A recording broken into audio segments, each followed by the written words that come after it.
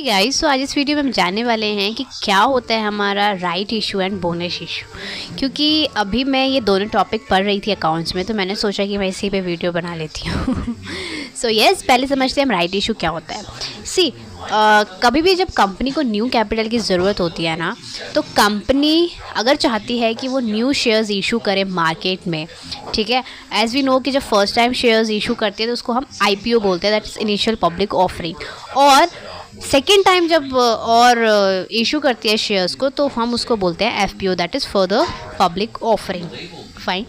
अब right issue होता क्या है कि जब करना चाह रही होती है और पैसे की ज़रूरत होती है ना, तो पहले जो एग्जिस्टिंग शेयर होल्डर्स होते हैं ना, उनसे पूछा जाता है कि क्या आप हमारा शेयर खरीदेंगे, क्योंकि हमें और अब कैपिटल की ज़रूरत है। राइट इशू जो होता है उसमें जो शेयर्स होते हैं वो प्रीमियम पे भी, डिस्काउंट पे भी या पार पे किसी पे भी इशू हो सकता है, ठीक है, वैल्यू पे।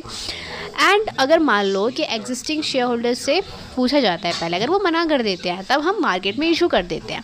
और अगर नहीं करते हैं, इनको एक रेशियो में दिया जाता है राइट इशू। अगर मान लो कि कोई शेयर होल्डर्स है, उसके पास 5 है, तो 5 के बदले 1, ये कंपनी डिसाइड करते है कि कौन से रेशियो में हमें देना है।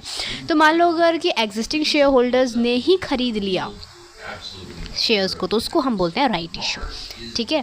यहाँ पे हमारा क्या फ़ायदा होता है कि हमारा इनफ्लो होता है कैपिटल का, न्यू कैपिटल आता है within limited shareholder ही रहता है, यहाँ पे कोई न्यू शेयर होल्डर नहीं आता है, ठीक है, यही बस रहता है।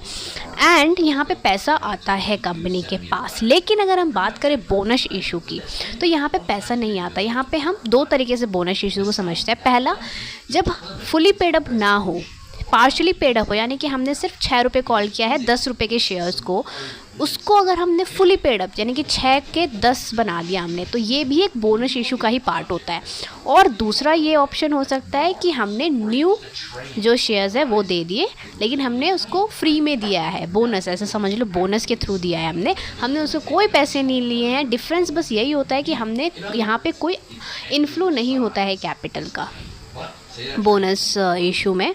यहाँ पे सिर्फ हम जो एग्जिस्टिंग शेयर होल्डर्स हैं उनको हम बोनस इशू जो है वो देते हैं। दो तरीके से हमने समझ लिया कि कैसे होता है, और इसमें कोई पैसा नहीं आता कंपनी के पास, ठीक है। इसका पैसा कहाँ से आता है, अब ये समझते हैं कि जो कंपनी जो इसका लॉस है, क्यों अब ऑब्वियसली हमारे पास यहाँ पे पैसा नहीं आ रहा है, लेकिन हम पैसा शेयर्स हम दे रहे हैं, तो यहाँ पे पैसा कहाँ से कवर करती है इस लॉस को, तो यहाँ पे कैपिटल रिडम्पशन रिजर्व, एक रिजर्व होता है कंपनी के पास, वहाँ से इसको कवर किया जाता है। फाइन।